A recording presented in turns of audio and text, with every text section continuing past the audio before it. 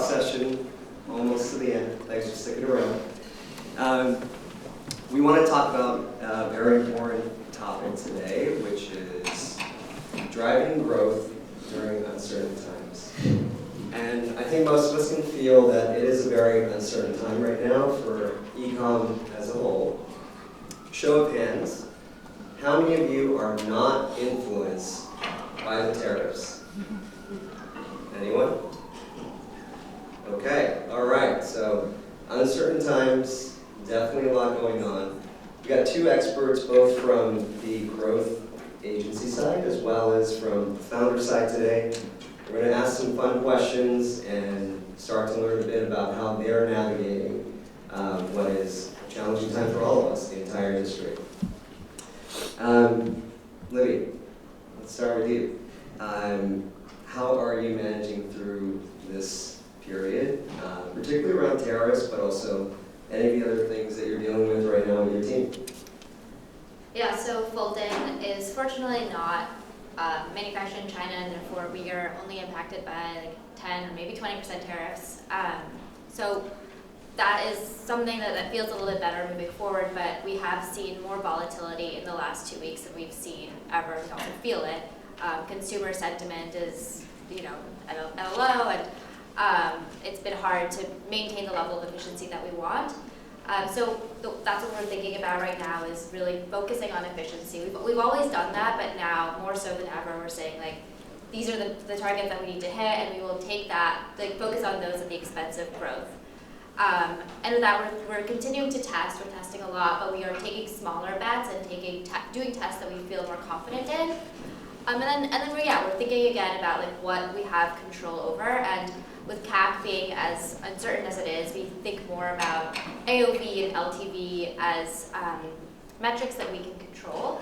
And so because of that, we're investing more in new product development, and that's what we're thinking about the rest of the year, is like what new products we develop. We have some really interesting things that we've invested in for the rest of the year that I think will improve AOV, will improve LTV, and will also help us expand into like new customer segments.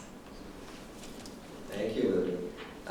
Max, what are you seeing across your portfolio of clients? Are there any themes or narratives that are starting to unveil themselves? Yeah, so I think that's one of the benefits of running an agency naturally, is the opportunity to get a viewpoint into so many different brands, right? Across so many different verticals, across so many different supply chains in terms of location or otherwise.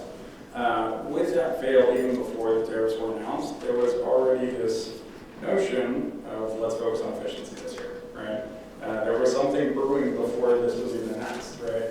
And with that fail, every single intro call I've had with a prospective client at the end of last year and heading into this year was, we're going to try to grow maybe 5-10%, but we are going to really try to prioritize some CAC compression here, try to nail down some fundamentals, get things in order, and then in 2026, hopefully there's a better outlook in the industry so that we can then start to scale. I think there's a lot of apprehension, a lot of nervous and frantic energy right now, and that was even before the tariffs were announced. And so now to pack on top of that, and actually gross margins are impacted, probably I would say across just about all of our brands, right? What is intriguing is to see people's reaction to it, right? So some, they want to be fully open and honest, and they want to be involved in the conversation as the agency partner, and they want to hear POV and understanding in terms of like how this is going to impact our marketing expenditure, how we should diversify our channel mix because of these changes. And then there are others that are kind of holding it a little bit closer to the chest, right? And don't necessarily want us to be included in those conversations. Naturally, we prefer the former rather than the latter because we think it can be beneficial in terms of mapping out what the best next steps are. We're organizing a roundtable event for our brands that are impacted so that they can communicate with one another, similar to like this type of setting, openly and candorously, so that they can work collectively to kind of like map out what the next steps are. So, a lot of uncertainty. I like this idea of gathering people for kind of moral support of each other during this challenging period. That's the beautiful part of this industry, right? Like everyone, for the most part, is very willing to share,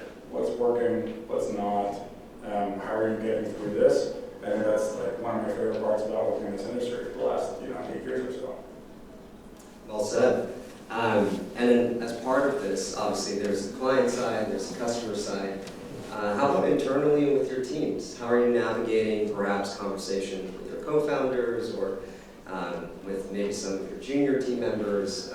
Obviously also very curious what's going on in the industry and what does that mean for our future? Yeah, so Fulton is a small team. It's myself and my co-founder Daniel. But I think the main thing that we have to maintain is just optimism. And we remind ourselves that we have been through challenging times. I'm sure everyone in this room has been. Like, there are hard times and there are easy times in e-commerce, and we will get through this. And I think that the main thing to remember is that the challenges is what helps build resilience in brands. Most of us have been through like COVID or supply chain issues, iOS 14. Like at the end of the day, those things help build resilience and strength. And the other thing is, like, we think about if we had started Fulton 2 years before we did, when money was everywhere and CAC was really cheap, like, we might have not built the foundation of a business that could persevere through more challenging times. And I think in the long term, these challenges will help us become even more resilient.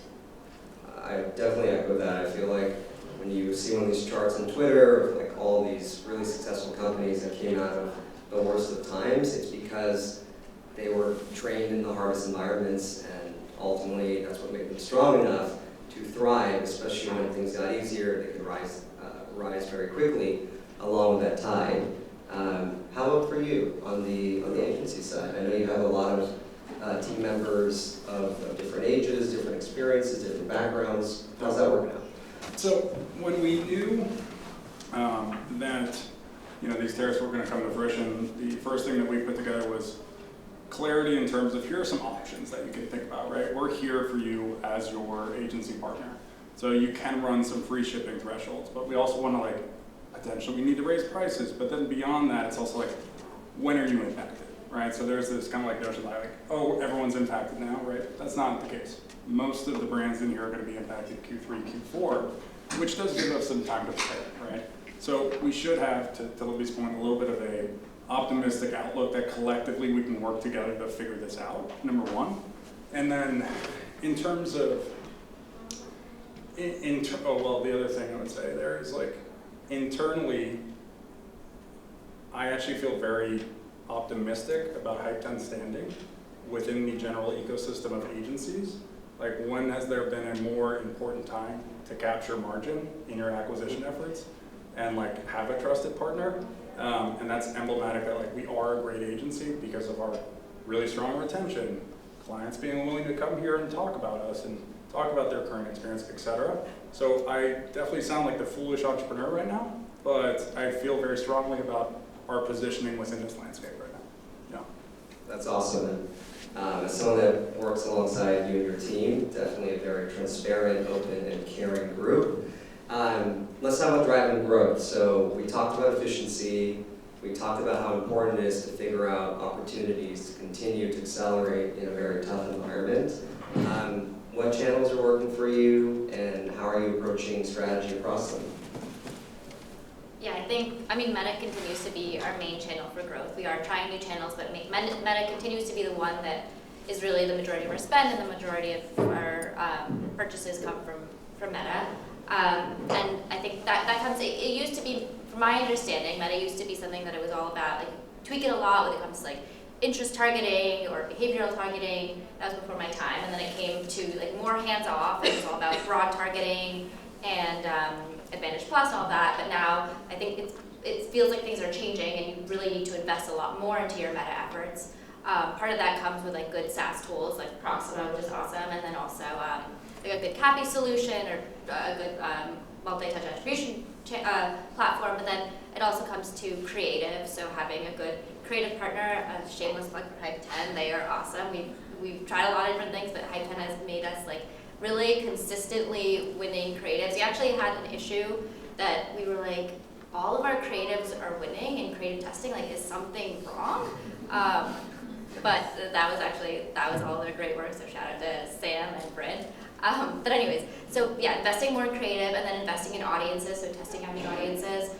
First we tried with the Shopify lookalikes. They were not that great, and then we were introduced to Proxima, which has allowed us to test a bunch of new audiences, and You guys do a great job of testing things like brand lookalikes, category lookalikes, and that has helped us scale our existing meta. And then post-click, the post-click experience. So testing different things when it comes to landing pages, when it comes to on-site, different offers. You just have to be really involved and testing everything. Everything will be slightly incremental. I don't think there's any big wins anymore the way that there used to be, but like slowly and surely you can create more efficiencies that allow you to scale.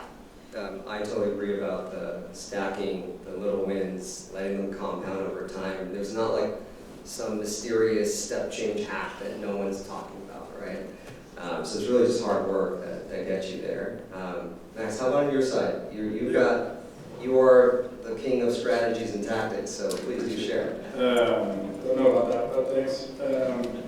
In terms of, I think one of the most pronounced issue that meta advertisers are having nowadays is really low first-time impression ratios via their initiatives.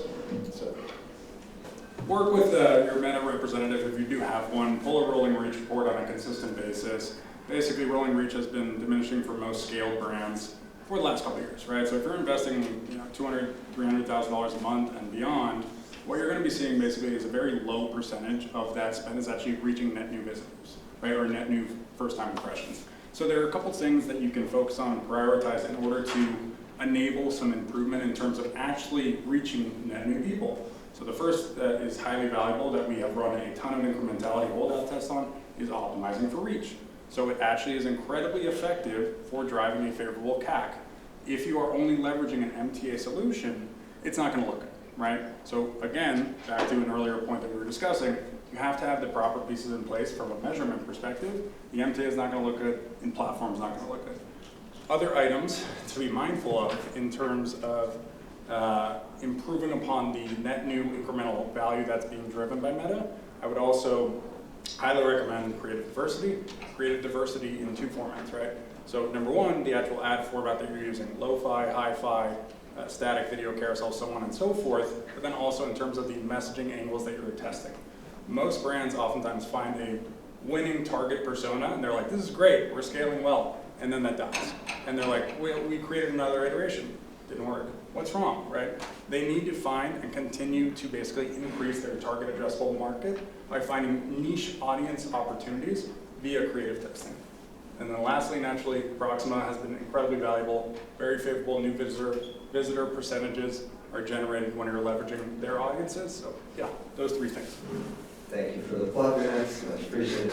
We're an AI company, so it would, of course, I need to ask you guys, how are you seeing AI in your workflows for your team? Like, what's really interesting that you can maybe share with this group is working for you as you explore this new technology? Okay. I think the most impactful and sort of impressive use of AI, in my opinion, is using AI to sort of create consumer insights that can drive content on your landing pages, on your website, or creative. So one thing that we do is we'll take a poll of all of our customer reviews and we'll put it into ChatGPT and we'll say, like, what are 10 to 15 ways that Fulton insoles have improved our customers' lives? Or what are 10 to 15 things that customers like about Fulton insoles? Another thing that you can do is add like a post-purchase survey of a question of like, why are you buying Fulton insoles today? Or how has your pain interfered with your life? Or something like that along those lines, however that translates to your product. And then again, pulling those answers, putting it into ChatGPT and asking it like, what are the 10 reasons that, or 10 ways that this pain point interferes with our customers? And how you can even ask it for them or to like come up with creative marketing angles or subject lines for emails. It's been very, very incredibly insightful. Yeah, we have a very similar protocol on the creative side of the house. Sam, actually our head of creative, is known as the AI guy at his last agency. I just learned that last night, so he's probably better equipped than I am to actually speak to the processes that he has implemented for the creative department. But I will try to butcher it quickly, Sam. So basically, we have created AI wrappers that are exactly what Olivia's talking about. We're going to be pulling qualitative insights from post-purchase surveys, from your customer service team, from your ad comments, from your reviews. There are so many different ways in which you can capture qualitative data that honestly is oftentimes more insightful relative to quantitative data. And it is often in silos, so to speak.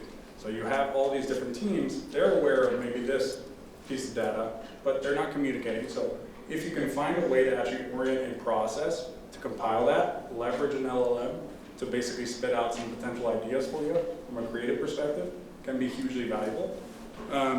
Beyond that, I'm like super basic in my understanding of AI. I'll be honest, like I've used it like 5 times. So my team has that in order, so I'll just stop there before I embarrass myself too much. Cheers. You can play catch up very quickly, don't worry, Max. I will offer one thing that I saw that was really, really remarkable just today. I was going through a product feature roadmap with my head of engineering, and we were talking about some feature that's related to really analyzing a lot of the metadata, like meta ad account data for our clients using an LLM. And the feature we discussed, he said would take 30 days to complete, and that was this morning. And when I checked in with him at 3 p.m., he had used AI to write 2,500 lines of code and had a prototype running for me in less than a day. So it's a crazy time out there. If you're not using all these magnificent tools today, like start trying it, because you will be left behind. Truly you will. Last question. Don't be scared. You'll be okay. Last question, which is, I always like to ask this question. What is something contrarian that you believe in that other people in this room might fight with you over? Okay, I knew this question was coming, so I've been thinking of something very spicy, and I'm still workshopping it a little bit in my head, and I'm not like 100% sure. So don't fight me, but I do think that in the long term, there is the possibility that these tariffs could be good for e-commerce brands. And I'm saying that because I think in the last few years, customers have become very accustomed to low prices and expecting that and expecting low quality.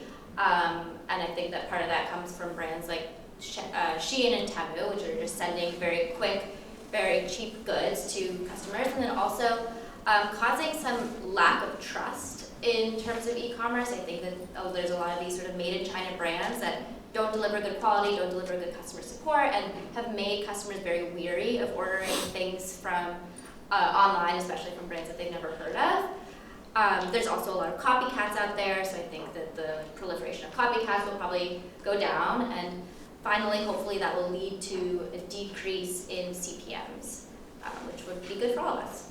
I like it, Libby. Spicy. Matt? Yeah, so mine, that was very spicy, by the way, I love that. Mine is that most scaled e-commerce brands should be advertising a portion of their investment on Meta or otherwise should actually be in Spanish. So we have about 15 to 16% of the US population is actually, that is their first and primary language. And I can resonate with this being a second-generation Cuban. So my second language naturally is Spanish. So if I am communicating with one of my relatives and they send me a video or what have you, then what ends up happening is that it's going to change the feed into Spanish. Now, me being, as we said, potentially getting left behind again, my team was the first one to actually call this out. So I want to shout out one of our creative strategists, Emily Romo, who basically we were talking about potential ideas for one of our brands. She was like, well, why don't we do some stuff in Spanish? And she's also second generation Mexican American. And she was like, my feed all the time is first generation. I apologize. First generation. All the time is in Spanish. And Madeline and crew can speak to some of the positive results that we've seen there, and it's become an evergreen effort that we, on a consistent basis, are running. So in practicality, how do you deploy this, right? So you take your top performing ads, all you have to do, get somebody to voice it over in Spanish, right? Or just change the headline, leverage an LLM, and go ahead and start to test and tinker just like you would in English. The only difference being broad targeting, change the language to Spanish in the platform instead of to English. what you're going to see is CPMs are going to go, let's call it, your standard CPM is $25, now it's going to be 12, right? Your click-through rate is potentially going to come down as well, but you're still reaching a net new first person, or first-time impression is going to improve upon this, and you're going to see some potentially favorable CACs. So to kind of close things out here, the last thing that you would potentially want to do here as well, make sure there's congruency within the language that's being utilized. So if you have the Spanish ads, then go ahead and change your landing page to be all in Spanish. The only thing that could cause some potential complications there is the checkout process is still going to be in English, but don't sweat that. You're talking to second generation, first generation people that are bilingual in nature, and they're high quality customers that right now are not being spoken to within this community whatsoever. So be the first to. King of strategy and tactics, right? Well said, well said. I'd love to open it up to the audience for a little bit of Q&A, please.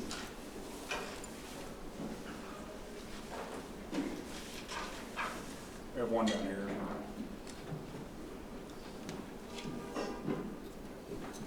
You need to just project. Yeah, go for it. Okay. Sorry, Alex. What is your take on, instead of hard excluding lapsed customers, after a certain point, allocating some of your budget toward retargeting lapsed customers or churned subscribers if you have a subscription business? Yeah. Like, is there efficient acquisition to come from that? Yeah, 100%. A couple of different things I would recommend there. I wouldn't like to not exclude them in acquisition efforts, right? We do want to have that segmentation. So full, robust, past purchaser exclusions in your acquisition efforts. But if you want to actually target these individuals, you can set it up in its own campaign. What we generally recommend, kind of similarly like this, it sounds foolish, but these people have already purchased, so you don't need to optimize for a purchase again. All you want to do is actually get in front of them once again. So what you can do there is optimize for reach. And get in front of them, set a frequency cap 3 times a week. I want to stay in front of this customer. And then potentially you can mirror whatever it is that you're running on the email side of things in terms of lapsed win back, right? Mirror that discount code, et cetera. But yeah, just optimize for a lesser qualified event because their CPMs are going to come way down relative to optimizing for purchase. We already know that they've had the capacity to buy, right? We don't need to re-enable that in the back-end system and basically, get charged a premium by Meta to do so.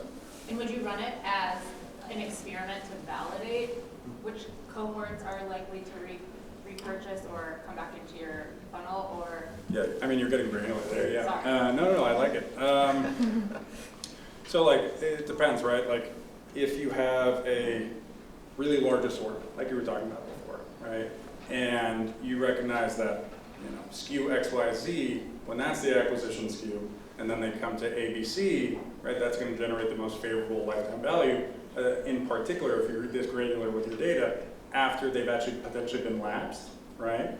Then, like, you can enable something very tactically like that.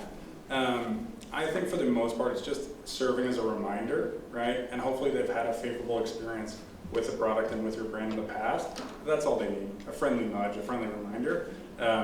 It's a very competitive space, as we all well know, and email is amazing, right? But you open up your inbox, you got 1,000 emails from all these different brands. So there is an opportunity via paid to deploy some tactics on a small scale that can be helpful in terms of just reminding people.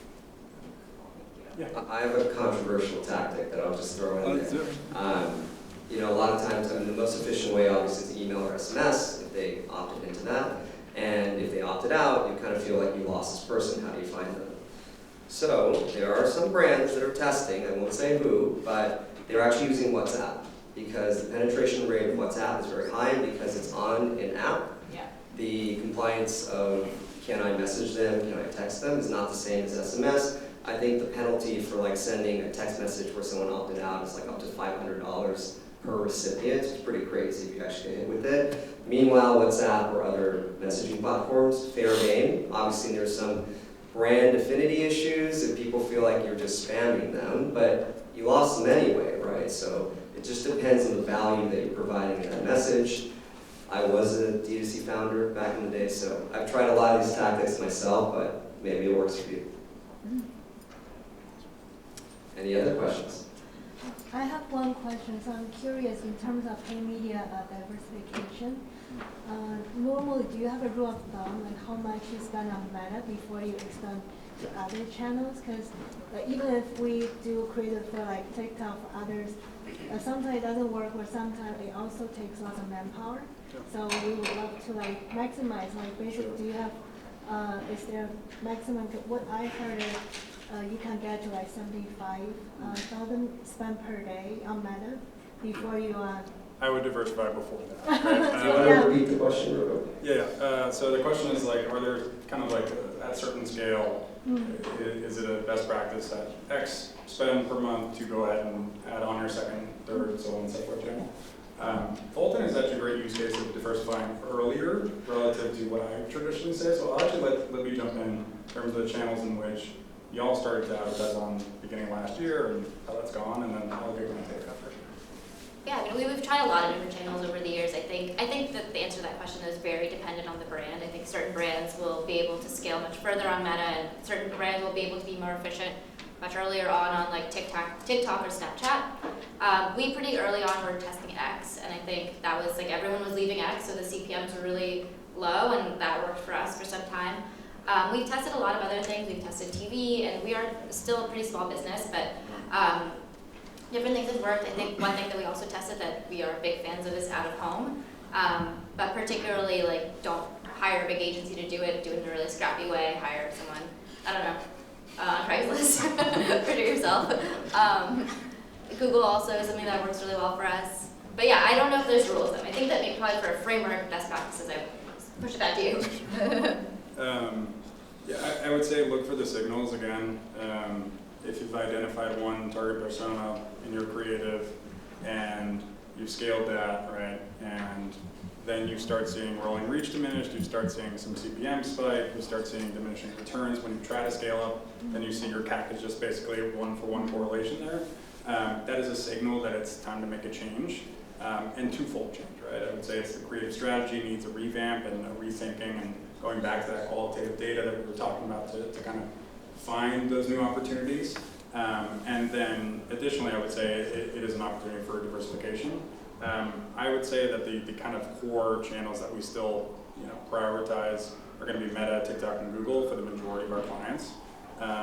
But we are finding success on AppLovin as well, and in certain circumstances that has scaled beyond a more traditional platform like Meta in some crazy circumstances. So it depends on the brand like she was talking about. I would say unless you're investing 100K plus a month on Meta, it's probably too early. I also hear that a lot of growth marketers, they think about having at least 10% of their total budget each month for tests, sometimes more depending on the season, the cycle, but just always allocating a little bit to learn off of. I mean, ultimately, being experimental allows us to learn and test, and ultimately that's how you gain more growth efficiently, by finding those little unlocks and then compounding them together.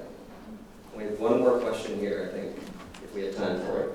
I was just going to plug direct mail for your question about reactivating. We see it as a huge unlock, like post 12 months, 24 months, when email shuts down. Direct mail can really bring it back. Is it post-pilot, or are we talking about post-pilot, or? Who do you work for? No, we're a brand. Okay. No, we use an agency called Velarde Long. They're great. Okay. Amazing. Thank you. Awesome. If that's all the questions, oh wait, one more, Scott. I did have one question I was going to ask Madeline earlier, because I read your tweet a few weeks ago about the Spanish thing. I think that's like super interesting. And I want to follow up on, like, you guys use the angle of people from this descent are more prone to liver issues. So I wasn't sure if you think this works because of that. Should I pass the mic to Matt here? That's what started the conversation, actually. And we, again, like, how do we target this stuff? And I was like, no, I need to change your messaging. It's really the same messaging. And so clear, actually, was we would have an ad, and then she would just record the voiceover in Spanish. We did a landing page. So you don't really necessarily need to change the messaging and make it sound like it's like, this will work out, you know what I mean? It's like, that's kind of get weird. Really just the same exact script, just with Spanish. And you guys have seen this work for other brands? Yes, don't use like Google Translate, because we've had situations where Sophie read something and she's like, you have no idea what you're saying. So, I didn't have high confidence in my Spanish, so I went and hired somebody on Fiverr. Sophie ripped it apart. Yeah. And it's worked for other brands outside of those? Correct. Yes. we're doing big international expansion. That's the thing we keep coming up against. Is it worth translating pages, translating, I mean, there's AI and other stuff for the audio we've looked into, but, you know, it's not just specific if there's a need for it. Thank you. I love it when brands are helping brands. There we go. Thank you guys so much for the time. It was a pleasure. We got one more panel coming up next.